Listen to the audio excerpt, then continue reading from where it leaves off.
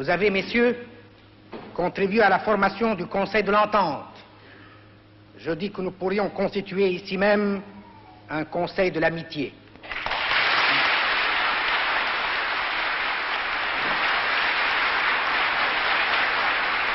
Car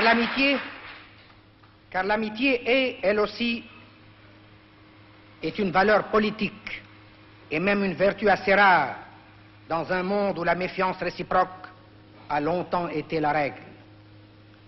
Certains partisans ombrageux de l'unité africaine, de l'unité tout de suite et à tout prix, m'objecteront qu'il ne faut pas multiplier les cercles et les groupes, tout comme ils persistent à voir dans les organisations régionales une menace à l'organisation centrale.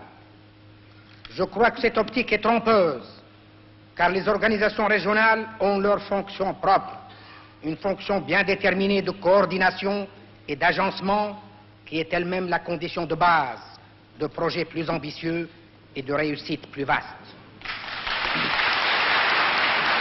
Parlant de l'Afrique actuelle, où les affinités l'emportent sur les différences, le chef de l'État a poursuivi en ces termes.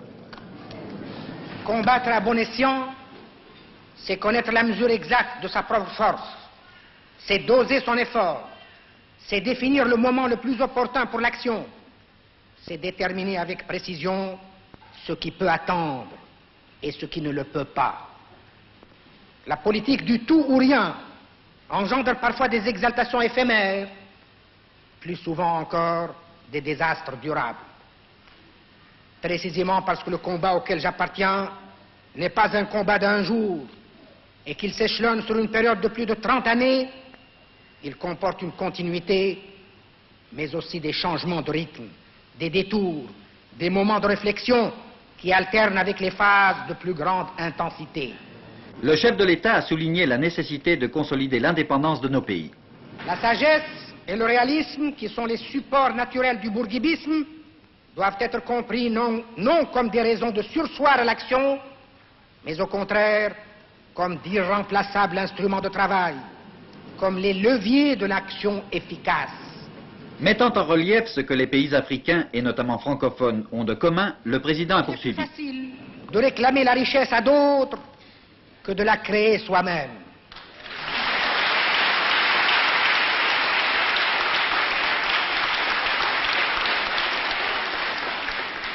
Lorsqu'on l'obtient ni de la générosité d'autrui, ni de sa propre volonté et de ses propres efforts, on s'abrite derrière le concept de la lutte des classes et l'on fait de la pauvreté une doctrine d'État.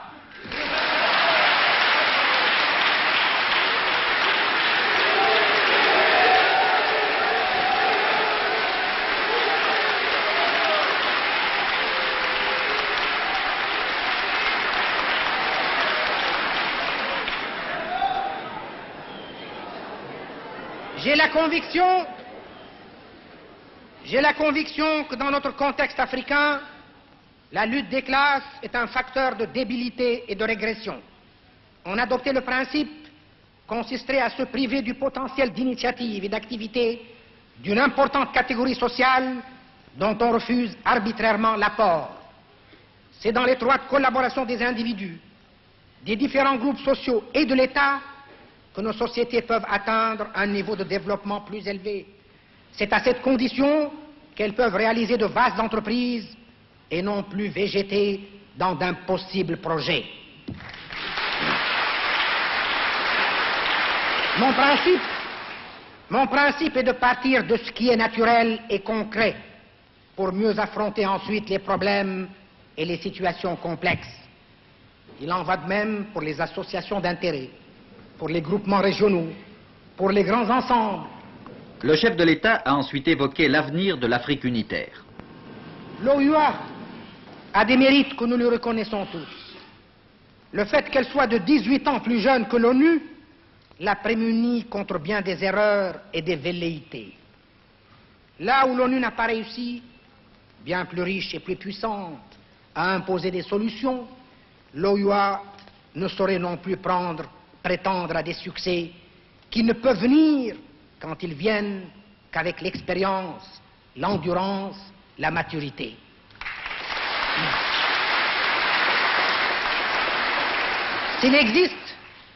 s'il existe sous des traits plus ou moins différents une famille africaine, une famille de nations pour qui l'indépendance ne fait que commencer, laissez-moi vous dire, messieurs, que c'est ici, parmi vous, dans cette assemblée, que j'ai perçu son existence comme un sentiment stimulant, comme une promesse, comme une vérité.